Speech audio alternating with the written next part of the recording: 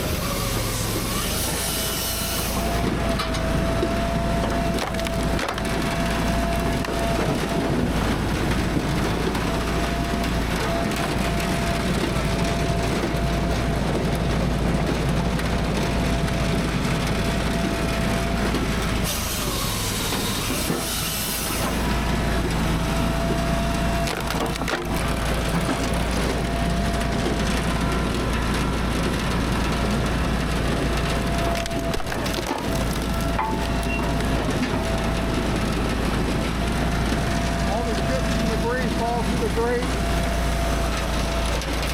We just have a plastic cutoff coat they go into. When that gets filled, we just dump it.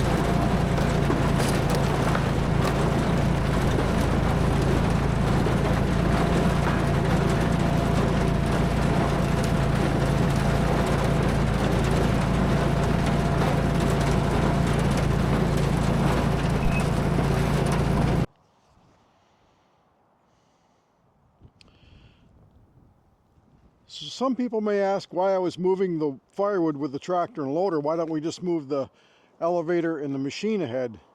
Well, actually we're going to, but we're starting a new pile, and just to get started, up against the back fence, we like to have a little pile started before we move the elevator back over. So just for this couple days, we bucket it over and start our new pile. And then the processor's going to be out of the way. We're using this area to load with.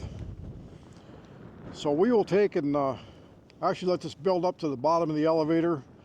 We'll pull ahead one more time. We're going to make smaller stacks this year.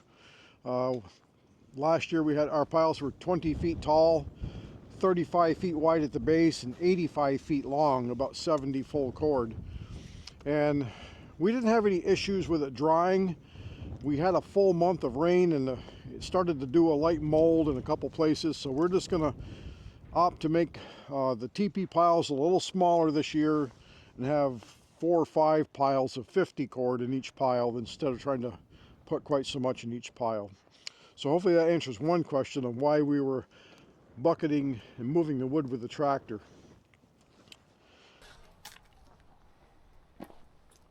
So this is a Cord King M18-20 gas firewood processor. It'll do a 20-inch diameter log.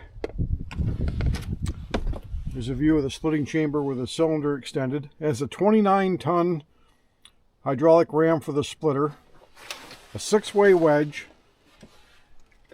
We have the log stop, and this is adjustable. We can adjust it to 12 inches all the way up to 20 inches. We have 13, 14, 15-inch adjustments on it. And up there is the log clamp, and we opted to have the auto clamp. So when the log comes ahead, it hits this auto stop and stops automatic. Then as you pull the lever to bring the saw down, the clamp comes down automatic first to hold the log. So it's one less thing to think about for the operator. And that was another one of the reasons for our choice on the Cord King. This machine is extremely easy to operate. We opted for the seat was an option. Jill said, "No, we can just stand up." Well, after 6-8 hours, you want to be sitting down. Just basically 2 levers is all you operate. The splitter control back and forth, the saw up and down, and the log feed in. And if you need to, you can back up the log. And then for the live deck, you just pull the lever and it actually bring a log ahead on the chain. And this brings your wedge up and down. So for bigger wood, we can raise the wedge up a little bit to kind of even out the splits. Very simple to operate. So this particular machine is very simply built. There's no oil coolers. It just has a bigger oil tank. Solves the problem of oil overheating. Even in the summer, we rarely get it up to 130 degrees. It's got a double filter system on it, hydraulic, and it's also got an internal screen in the tank. Very thought out, very well built processor. And when I went to the factory, it was my understanding of talking with Dave that this splitting chamber design hasn't changed in 13 years. They have got this thing down where it works. And this splitting chamber is warranted for the life of the machine, as long as we own it. Have had 0 issues with it so far. So a couple of the upgrades we had were these log, the carrier that brings the logs on. We opted for the hydraulic lift. After watching a couple of videos and a couple of guys that had these, I can't imagine trying to pick these up by hand to move the machine. These are extremely heavy.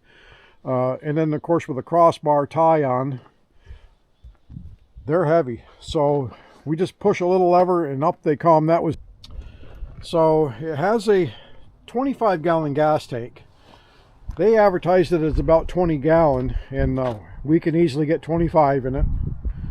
So it'll run pretty much nearly 3 days on that. We use just over a gallon an hour processing. We're keeping track of every gallon of gas that goes in, every cord of wood that comes out, and it's running about 1.2 gallons per hour. And we're processing just over a cord of wood an hour. That's warm-up time. We let it warm up at least 10 minutes in the winter.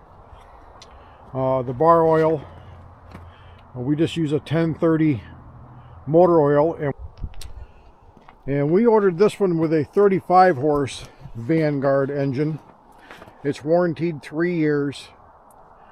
It does have an optional 40 horse.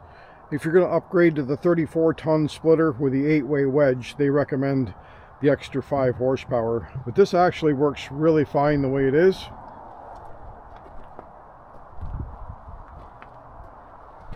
And of course, it's a single 12-volt battery. We are going to add a couple lights for work lights here, because it does get dark here fairly early in the winter time. In December it's getting fairly dark even at 4 o'clock in the afternoon, and it's dark until nearly 10 in the morning. So some of the December days are pretty nice. We can come out and process with work lights. And this does go up and down this splitter 6-way wedge. We have the optional 4-way or 6-way, which we opted to have. And then they also have the optional 8-way. And here's a quick close-up of the wedge. I said this wedge comes all the way to the top, so smaller wood, you just raise it up and split the pieces in half.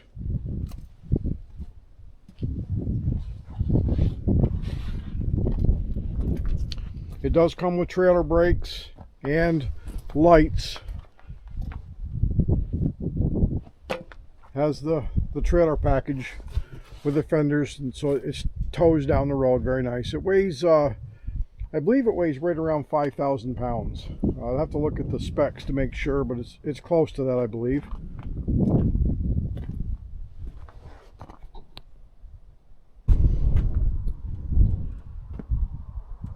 Another reason, something to think about when purchasing the Cord King, is if we decide to upgrade this processor within 1 year from the time of our purchase, they will give us 100% buyback price toward an upgrade if we want to go to a bigger processor. Like the small circle saw, if we decided to upgrade within a year, doesn't matter how many hours we put on it, they'll give us the money back. There's the little Honda engine that powers the stacker. See if we can get you out of the sun here. The sun is low in the sky this time of year, so it's directly into our eyes.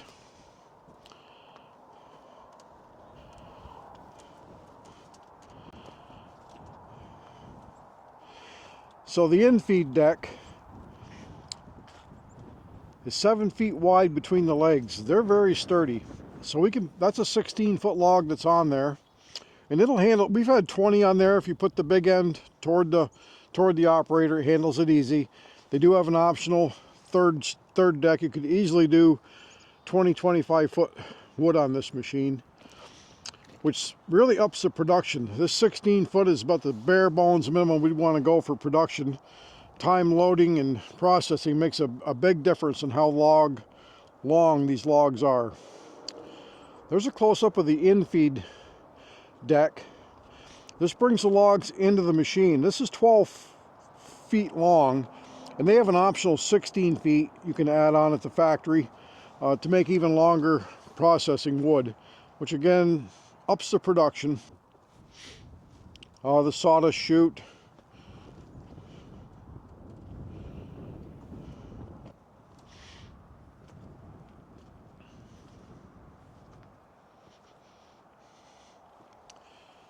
So a few more of the options. They offer the auto split, which we opted out, but we do have the auto stop and the auto clamp. Saves quite a bit of time, and the auto stop for the wood makes all the wood exactly the same length, so we can set that anywhere from 12 inches to 20, and we have it set at 15 3/4 inches. And that seems to work for most stoves. We had a couple customers say that 16 is exactly borderline for their stoves, so we cut it 15 3/4. And our own personal wood, we actually cut 13 inches. We have a small soapstone stove in the house that's all we heat with, and we use about 4 cord a year, and we use 13-inch wood, about 4 full cord.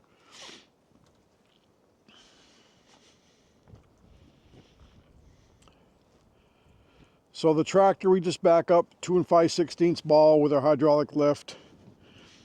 When the deck is empty, we hydraulically lift up the feed legs, the deck, the live deck, and then we just pick it up, pull it ahead, set it back down, start the machine, lower the legs back down, and we're right back in business. It's very easy to move, very quick setup time.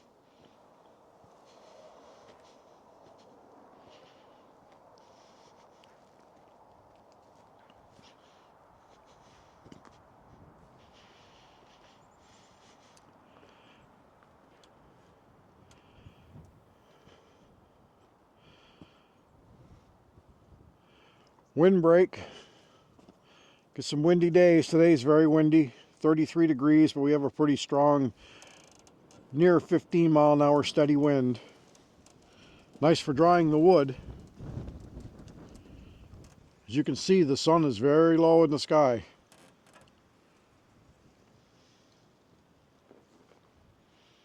Jill over checking out our pizza wood. We have a pizza wood delivery in the next couple days, so we're going to get ready for that.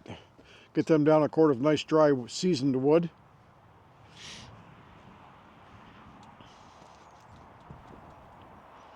About 20 loads in the last 10 days here, so we've been busy. So just getting picked up here, and Jill's covering up the processor for the night. And we use these rubber tarps to cover everything, just to keep it out of the weather. Keep the snow off of it when the snow comes. Yeah, the snow, which is late coming this year. As you can tell, Jeff is definitely keeping me busy with all of this wood that we keep bringing in. There's no shortage of wood, as you can tell looking around the yard. Whether I've already cut it or whether I'm getting ready to start cutting, there's plenty of wood.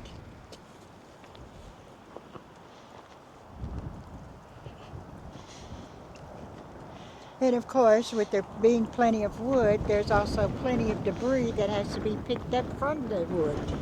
Whether it's the bark or limbs or whatever, there's always something to pick up and move. And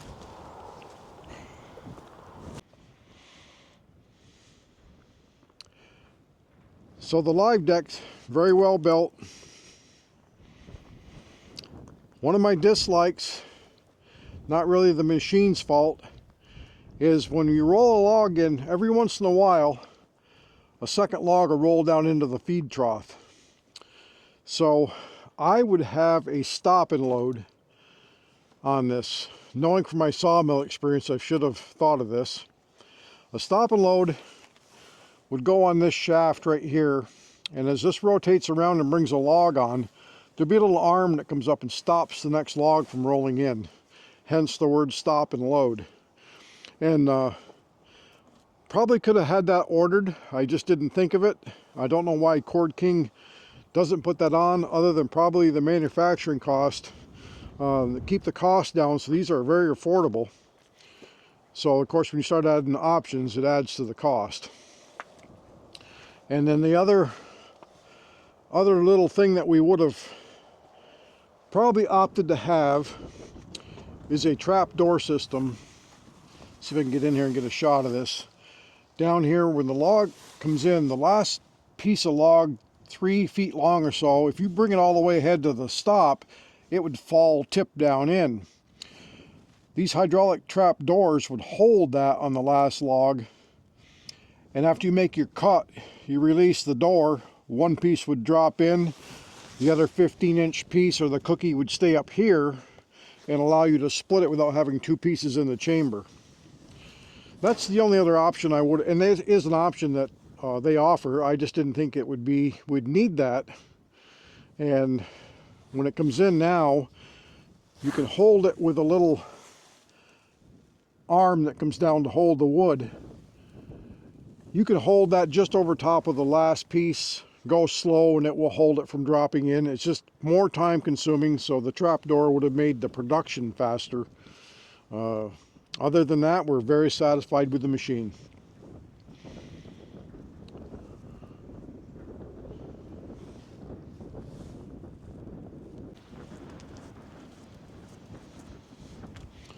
So the Cord King is made in Perth, Ontario, Canada.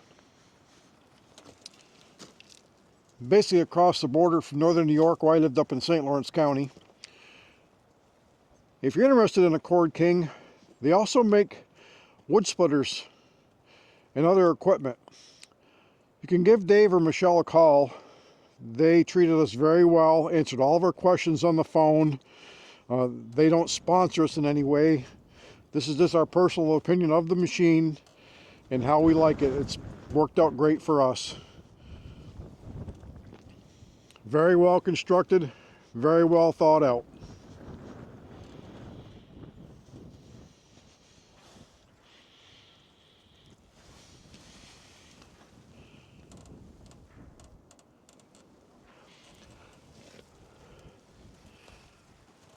Our little logo was Joel's idea. Of course, moose being in Alaska here, they're bigger moose. And with the firewood warming his hooves and the axe and the pile of wood, kind of Joel's idea on the logo. Well, Jeff, it looks like we have an order going to the Bear Paw River Brewery Company, and this is some of our wood that we're going to be taking over to them. And they use it for their pizza oven. The pizzas are wonderful. I can't wait because we always get lunch. You get to buy me lunch. Well, thank you for joining us today, everyone. Remember, from the Alaska Woodyard, we keep the sawdust flying. Goodbye, everyone. Bye.